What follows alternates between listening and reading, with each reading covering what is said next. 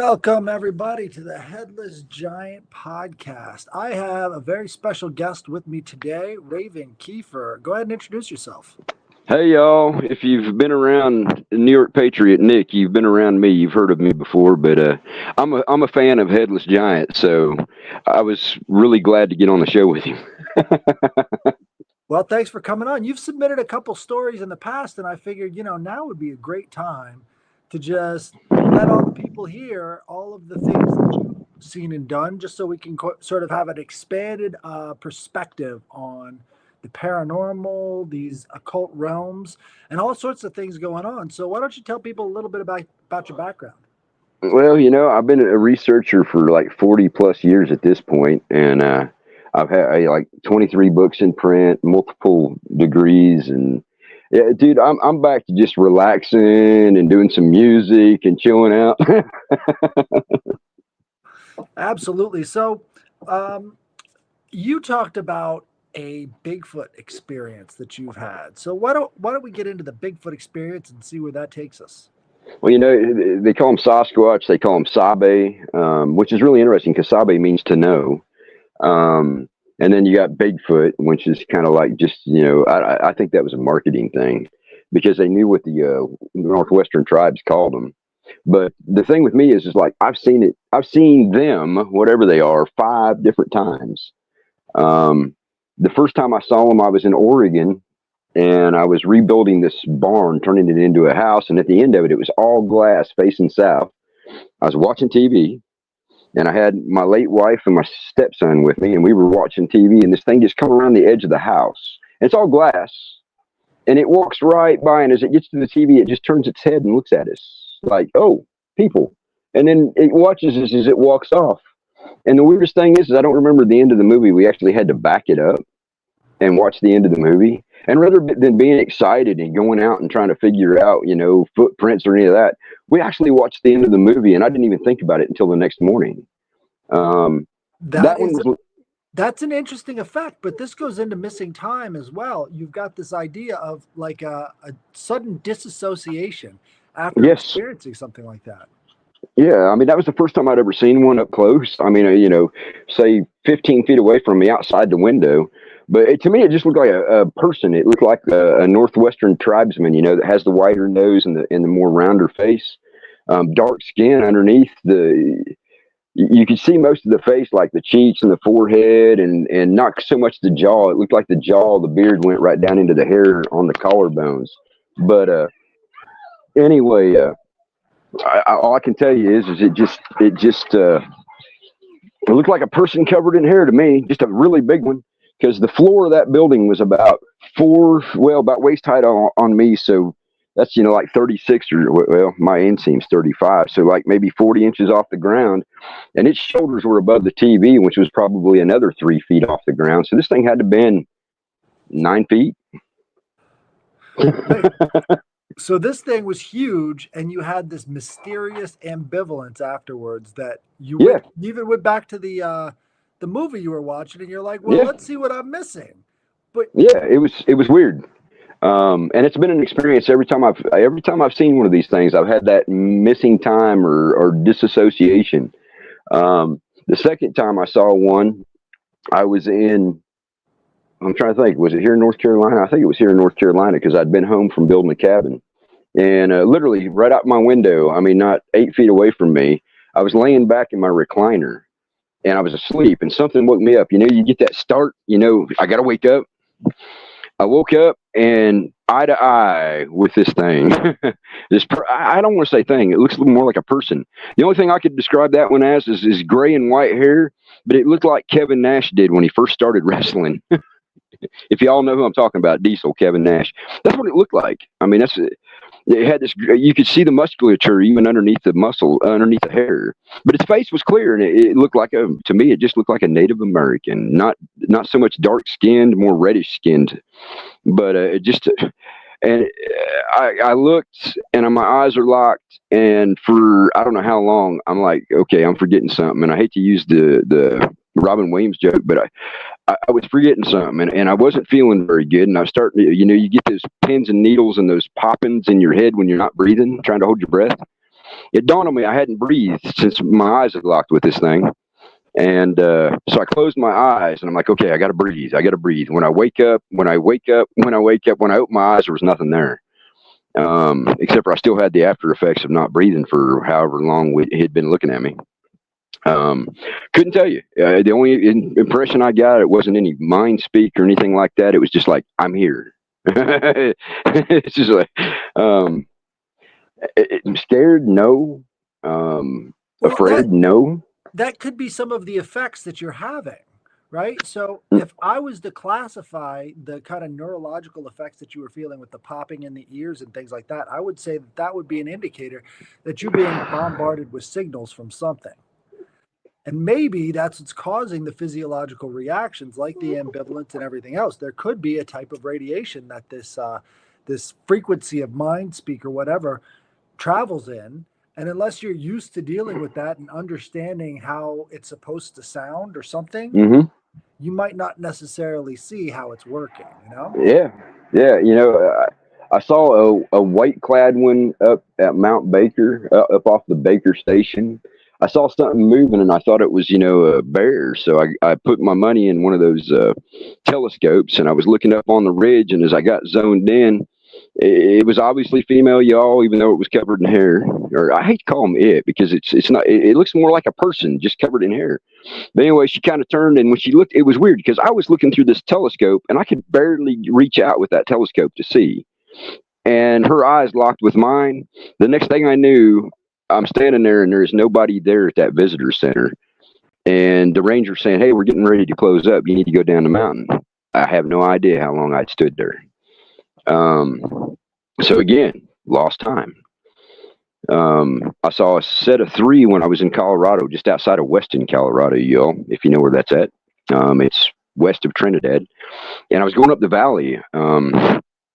I started up the valley, and I thought I saw three bear again. I thought I saw a mama and two cubs. So I stopped and I stood up on the edge of my truck, and I got my monocle out. I got a monocular rather than binoculars, and I'm zoning in and zooming in, and I'm like, wait a second, they ain't bear.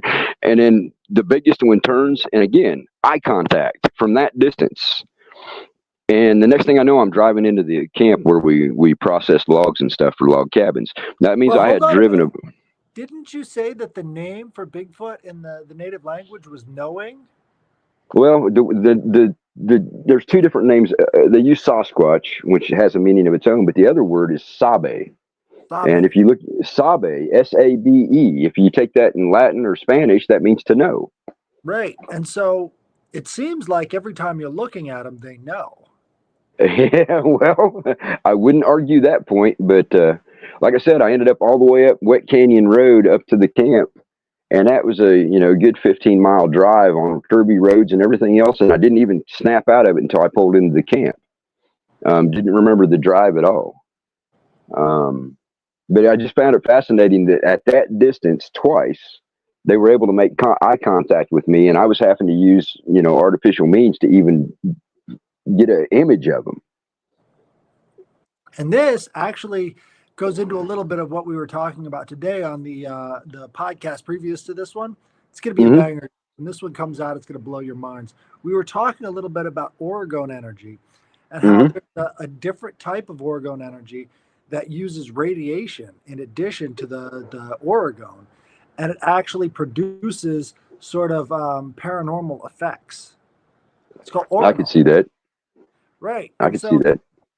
this is what I'm saying. Like, what if these creatures are using a type of oronal to communicate? Well, all I can tell you is you kind of get this. The one that was looking me in the eyes, right up close, just outside my window. I just understood. I'm here. That's pretty much the whole message. I'm here, or we're here. And then time slipped, and I'll tell you the funny thing about the one that was outside my house is I had two wolf hybrid pups at the time, and they never even moved off the porch. And they wouldn't tolerate a bird or a rabbit in the yard, but they never moved when that thing was standing looking in the window at me. Well, I think there's different degrees of being able to experience these things. If they do exist on some sort of alternate kind of dimension, hmm you've got the people who have enough awareness to see, parts of them. And then you've got other people who can hear them. You know, there's there's these different degrees of being aware of these things that, kind of indicate to me that there's something perceptual going on with them, almost Oh like yeah. we can only pick up parts of the spectrum that they exist on. Well, and I wonder sometimes, have you heard the stories about the Terminator like, or not Terminator, the Predator like things that are being seen, where you can see that it's a physical object shaped like a human, but it's cloaked like the Predator in the Predator movies? Absolutely. There's instances they call him the glimmer man as well. Yes. Yep. And so it's the idea that there's sort of like this thermoptic camouflage that sort of Mm-hmm. obscures the outline and sort of makes it seem like the image behind it is coming through. Yes. So kind of like a glass-like structure that when it's exposed to different light sources, you can see pretty clearly. Well, and for me, I'm wondering, and I've wondered this in my head for a long time, if that's not exactly how the Sabe vanish while you're watching them. They just vibrate out. That's been a topic too, but I think that there's a lot of orb activity that goes on associated with Bigfoot or Sabe or the Hmm. right. And so Yeah. you have some experience with the orb activity as well. Well, here in North Carolina, we've got what they call the Cherokee Lights, and the reason why is because this whole area, all the way out into Georgia and all the way into Tennessee, used to be Cherokee Nation, and we still have the orbs.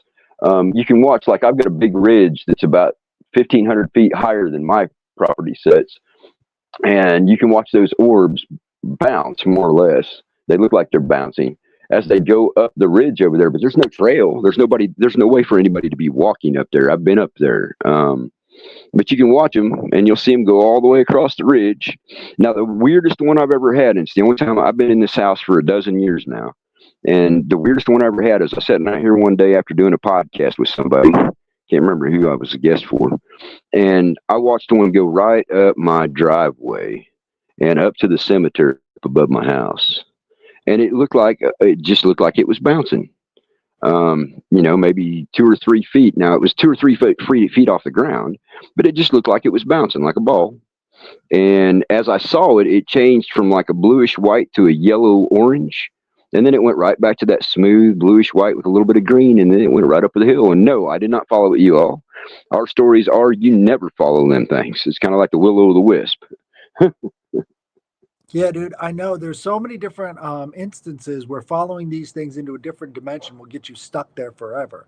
And that's like universal. So I think, all of these missing persons and missing 411 seems to be an indicator that there are other realms that have these type of weaknesses to the veil, as it Oh, yeah. is. Well, my great grandmother was born in 1890, well, actually 1889. And she used to tell me a story about a hunter here on the reservation. He followed. He was a young guy, and he was really, you know how kids are. But he was a hunter. He was a qualified hunter, and he says, "I'm going to follow one." And he followed one up over the ridge, and he never came back. Well, for a long time, he never came back. But when his sister and his brother's children had children, so we're talking 3 generations now, when his sister and his brother had children, he came back down off the mountain. And they're saying it was 70 years later, but you know how the word seven fits with stories. I have no idea, but I know that the story is consistent that he came back 3 generations later off the mountain, still wearing the same clothes and speaking the old language rather than the way it had changed. Right. Well, there is something to the idea of Rip Van Winkle, that Hmm. guy who supposedly slept on the mountain for all those years. It really does Hmm. seem similar to these ideas of these pocket dimensions. And then you've also got myths in Greek mythology about Endymion, who was the consort of the moon, who achieved eternal life by lucid dreaming. Wow. That sounds like Rumi. Right. Yeah. See, folks, this is the reason why I have wanted to be on a show with him is because of his tangential knowledge. Because when you start matching up all these different things that all of us have researched, you start finding these correlations. Absolutely. And once you start to get to know the Greek civilization, you understand that there's a different technology at work here. And you look at Hmm. mounds, you look at these megalithic sites, you should understand there's a different type of technology at work there, but it's just as knowable to us today if we know the way to look at things. You Oh have to yeah. start to see it from their perspective so that you can start to glean that information and know how these things are useful. But until you've reached that point, it just looks, strange and out of place. And there's so many out of place artifacts that get absolutely no attention anymore. Oh yeah. It's almost ridiculous.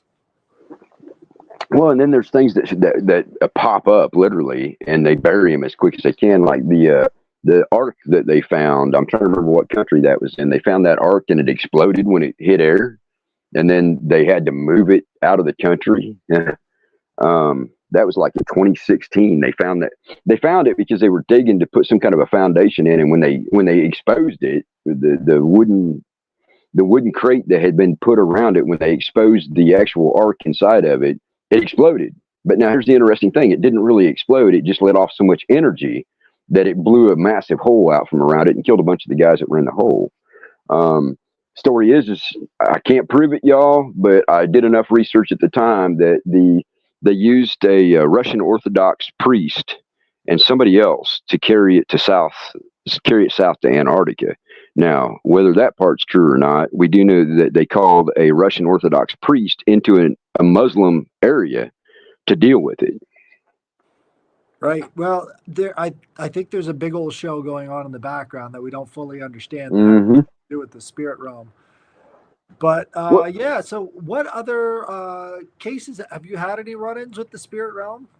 well, years ago when I was doing podcasts, I was on with somebody and I said, "Look, if you can hear my voice and you got nowhere else to go, come visit me. You're welcome here." And I was talking to spirits that might hear my voice over the podcast. Dude, yes, there are a lot of things around my property that were here long before I made that offer. A lot of people don't realize that your peripheral vision, you actually have an infrared set of cones that will pick up your peripheral vision. So a lot of times you'll see something move out of the corner of your eye, and when you turn your head, it's gone. But the minute you turn your head away, you can see it again move. And people say, well, you're just seeing things. No, you are literally seeing things, because you're picking it up in infrared from those side cones in your eyes. Um, there used to be an old saying, always look at things sideways. Um, and, we've got the stories of the little people. We call them ushti, which means small, Well, which, I think the vision you're describing would be most likely characterized as like hunter's vision, right? yeah, If you're going to be a good hunter, you've got to be able to spot any kind of movement, and using the peripheral vision would help you to be a better hunter. yes, yes. And the other thing about that too is a lot of people ignore those things that they see out of the corner of their eyes. And that's not a good idea either. Um, and all these stories that we have, I mean, you probably got more of them than I do, but just from my people and just the stuff that I've researched, everywhere you look, they say there are those who walk amongst you that you can't see. Right, right. And I think that's a big part of sort of the ancient civilizations, because you see hunting is always related to the ancient forms of religion. And Hmm.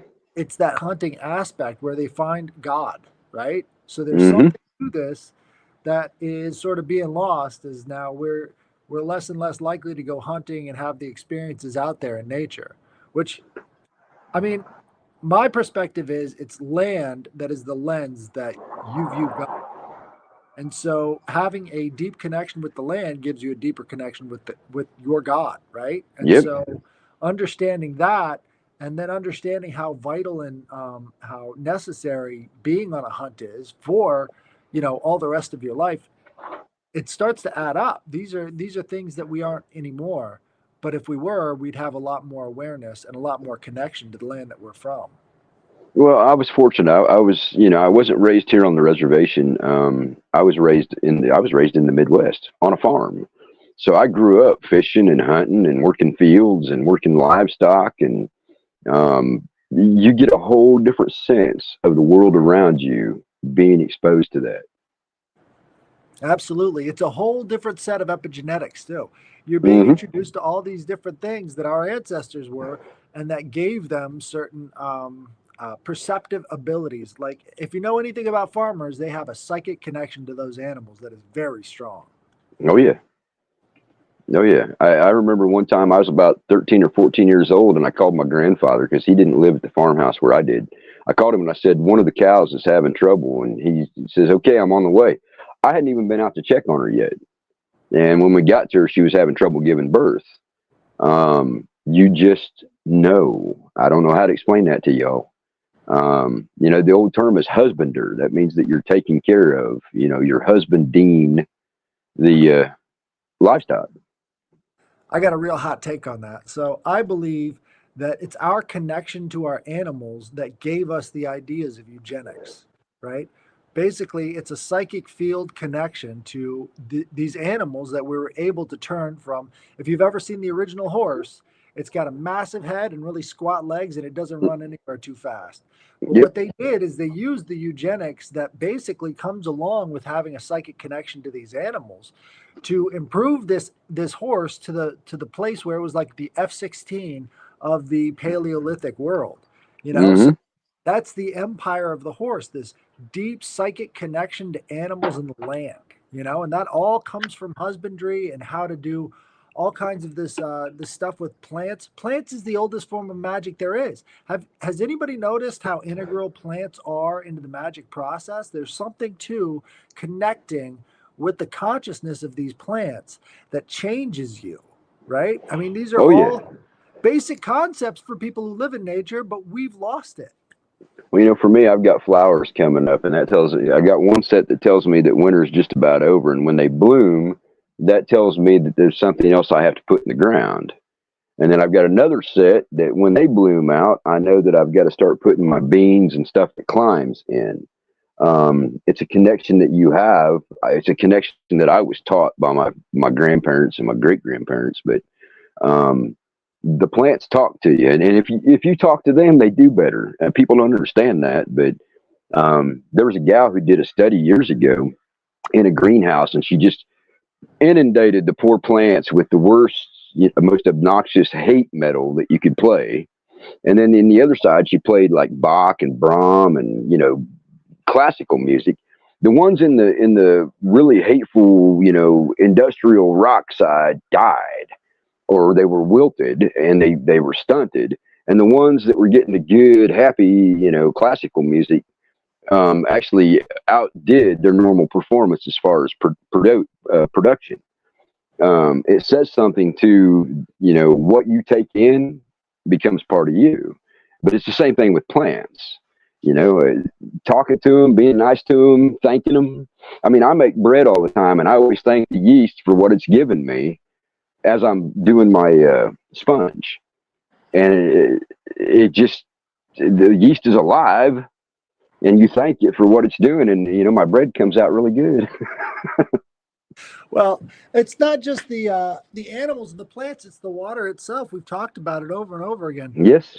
This book, I mean, talk about changing your perception of water to understand these easy zones and how much memory they're able to absorb. And then you see stuff like Veda Austin. I don't know if you've ever been on Instagram to see Veda Austin, but what she'll do is she will take an experience or take a photograph and put it next to a petri dish full of water. And then she'll freeze the water. And in the process of freezing the water, these beautiful images of whatever it Yes. was that was close to it will come through. And I can't help but notice that, water, this super substance, has some kind of memory that is Oh yeah. transcendent. Well, in Russia they did that time experiment with the coiled aluminum. It was a special alloy, folks. I that is not part of the paperwork from the experiment. It doesn't tell you how they made it. But they made this coil, and the person would go and sit inside of it. But the only place that it would work was up in Siberia where there was still ice. And people would just freak out when they got in there because it would literally transport them through time, and it would just inundate their being with all these different things. The experiment supposedly was shut down because it freaked out a bunch of the people who were involved. But if you look at the paperwork, it was carried on further out in a bigger ice sheet. So you have to wonder what they were after. Well, we have that instance of the climbers on that one Dyatlov Pass, where they were hit with some sort of frequency weapon that caused them to go nuts and eat each other. And that was a Russian government expedition. Mm-hmm. Those cats, I don't think they've even come close to explaining what actually happened out there, but they completely lost their minds and started eating each other, which Well, and they had the one before that where it was a bunch of college students that they ended up killing. Apparently, either that's the they killed one. each other. Oh, they I Those didn't know they college ate each other. those college students were part of the government. They were actually like Stasi. Hmm.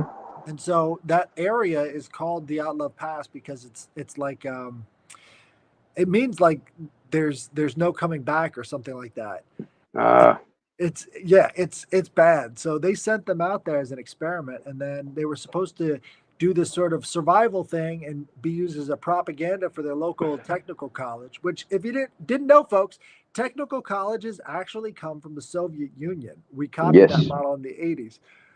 It's like people don't know that. It's crazy.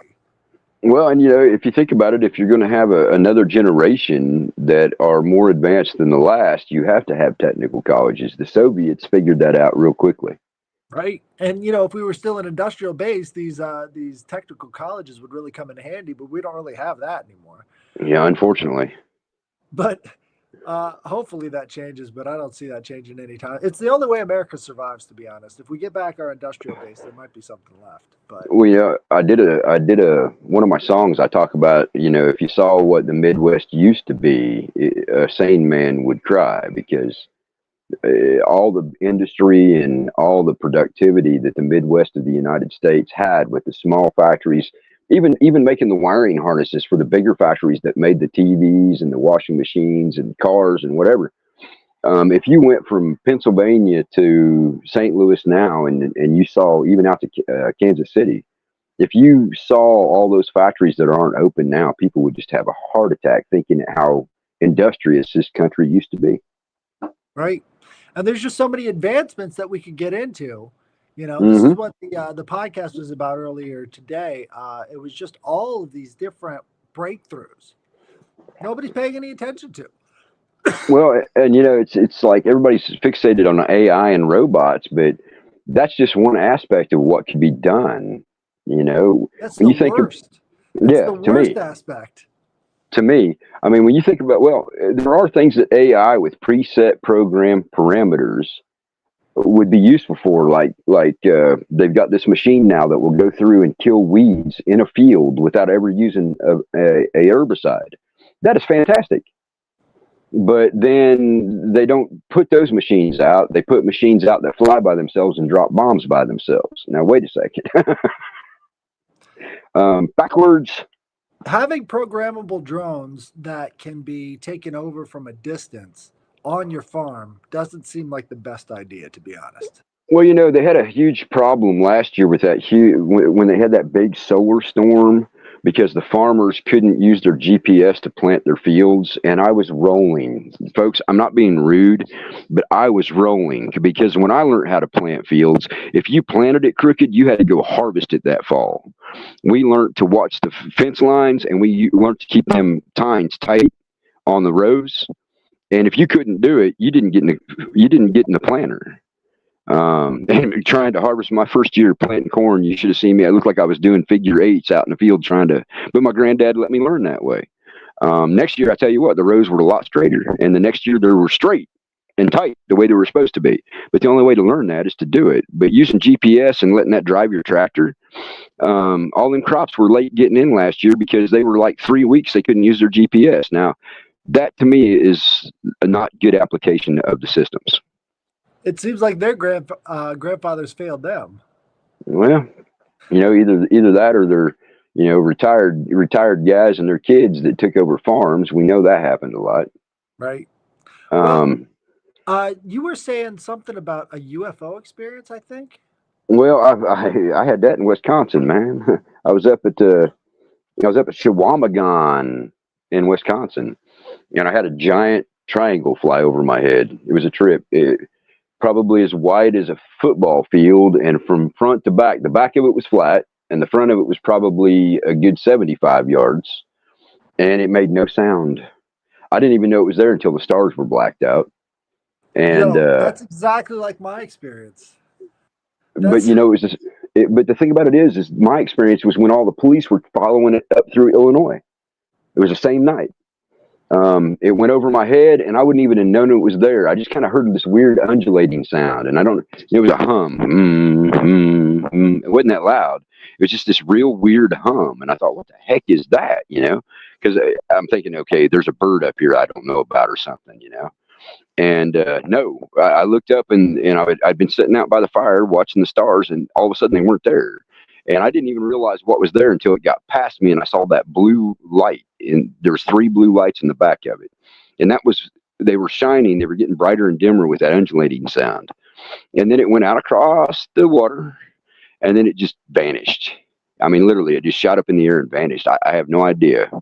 You know, I always joked and said maybe it was projection, but whatever it was, at first I could have walked underneath it and stayed underneath it, and then as it gained speed, all of a sudden it kind of like shifted gears and it just gone. Um, but it was the same night the police were following that thing up through Illinois, so it wasn't just me.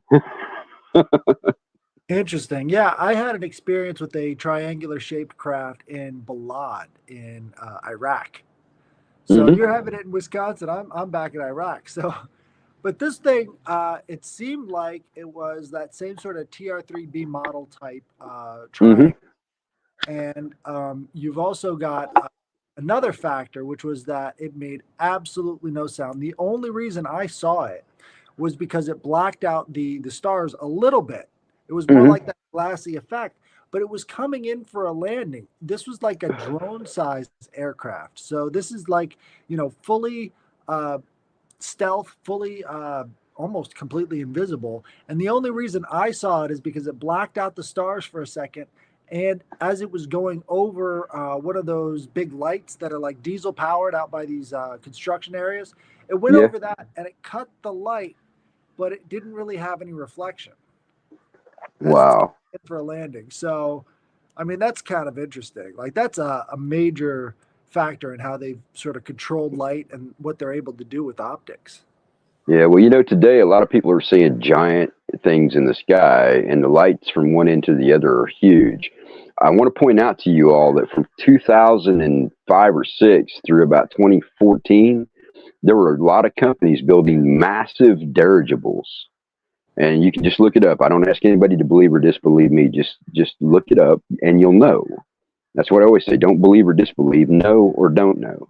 But anyway, they were building these massive dirigibles. Like some of them were 3 and 4 times the size of a football field, and they had LED skins on them, which meant if they're over your head, they can project what's above them through the hole. And the only reason why you'll see them is you'll see their shadows in the clouds. I don't think they took that into consideration. Right, right. So also a couple of years ago, I noticed on Instagram there was a company that was promising an RV sized Zeppelin. Oh, Can that'd you be fun. imagine how that would revolutionize the entire industry of like sports RVs and all the rest of that stuff? I mean, you're talking about a Zeppelin that is a personal size. Mm. Incredible. But it went away. It's gone. You know, my thing is like a lot of people traveled that way in the 17 and 1800s. People don't realize that, but that was the primary mode of travel was air balloons. It's safe and efficient and it's not wasting a whole bunch of energy and it can stay up there for a long time. And it's just like, why aren't we getting these Zeppelins? I mean, how is that not a thing? The only thing that we're Exactly. allowed to have. And do they even fly the Goodyear blimp anymore? It seems like blimps are completely verboten. I don't know. I haven't seen any. Well, I go back to what I said. They built all those giant dirigibles from about 2006 to 2016.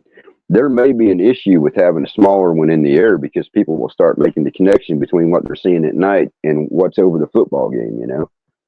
Right, right. But the other thing that I wanted to tell you about, and I brought it up, but folks, we're kind of mixing things here. But I want to talk to you. I want to tell you about the dog man that I saw out in Kansas. Hell yeah. I was going from North Carolina to Colorado. I built cabins out there for years, up along the Front Range, and I also restored some old settlers' cabins on the other side, like the Durango side and up through there. because that's what I did. I built cabins. But anyway, so I'm heading back to Colorado in the summer, and I said I'm taking my motorcycle. It's faster. I just need for speed, you all. But anyway, I'm taking the 2 lanes because I don't want to. If you take the 2 lanes, by then they had gas stations that you could stop at. And because way back in my younger days, if you didn't have enough fuel on you, you weren't going to make it from city to city. You had to carry 5 gallons or at least 2.5 gallons with you to get to the next gas station out there. That's how different it is. But anyway, so I'm shooting out the 2 lanes through Kansas, and I wish I could remember the highway, but it was just fields on both sides of me. Something caught my attention. There's that peripheral vision again, and ran out in the road in front of me on the highway, and I'm cruising probably 75, 80 mile an hour. I'm trying to be fair to myself. And the only thing I could think of was to get my weight up on the bike and lock down that back tire and hopefully not flip over the front when I pulled the handle for the front brake. I flat spotted both my tires, y'all. I had to ride another 80 miles to get new tires after my gas stopped the next morning. But anyway, this thing come out in the road in front of me on all fours. I thought, what the Sam hell is that? Because I knew there weren't any bear like that down in Kansas. And then it stood up. And when it stood up, it looked right at me. Now, a lot of people say they have red eyes, yellow eyes. I'm telling you, this thing had the greenest eyes I'd ever seen. They like glowed back at my headlights on my bike. And it just looked at me. Well, I always carried. I got a federal permit. I've always carried. And I'm sitting here on the side with 1 foot down, 1 foot up, looking at this thing, and I've got a 9mm on my side. And I'm thinking, okay, can I get this thing out and shoot it before it gets to me? And I got thinking, well, if it was going to kill me, it already would have. And my brain, you're trying to rationalize a combat situation, and you're scared shitless at this point because the thing looked like it was about 9 feet tall. And I guarantee you, there's no way that I could have got that thing clear of the holster on the motorcycle in time for it to hit me. And I thought, okay, if it was going to kill me, it wouldn't have run out in front of me. So I just relaxed and turned the dims on, and because my hand's still up on the brake, and it just kind of looked at me and tilted its head, and then it just vanished right in my headlights, you all. It didn't walk off the road. It didn't run off the road. It just wasn't there anymore. And when I rode by, realizing my tires, take off slow. I rode by after a few minutes, I don't know how long, and realized my flat spots. But as I rode by where it had been, I swear to you all, it was standing right there beside the road watching me go. But I couldn't see it. That's nuts. So, I mean, that really does lend itself to the idea that there is some sort of interdimensional or time slippage that goes on around these things. Because what if the missing time phenomenon isn't necessarily as much a neurological factor as much as it is there's something going on with time. Like they can bend it or they can shape it or there's something else happening that is not our normal time scale. Well, we do that when we drive sometimes. I was driving back from Colorado one time, and I got back here to North Carolina in about 8 hours faster than I should have. I was driving at night. I was in my own space, listening to my own music, having my own thoughts. And it dawned on me there was no cars on the road, which I thought was really weird. But I was just cruising along, listening to my music, having a good time, thinking about getting home and getting my garden harvested. And the next thing I know, I'm sitting here, and my late wife says, "What are you doing here so quick? Do you leave early?" I'm like, "What?" She said, "You must have left a day early." And I said, "No." And what happened was is I got here 8 hours sooner than I should have. And I didn't stop that night either, which was really weird because usually I'd stop and sleep for about 4 hours and then I'd take off again. And somehow, even with the stops included and getting fuel, and here's the other weird thing, I traveled all that distance and I didn't burn as much fuel as I should have either.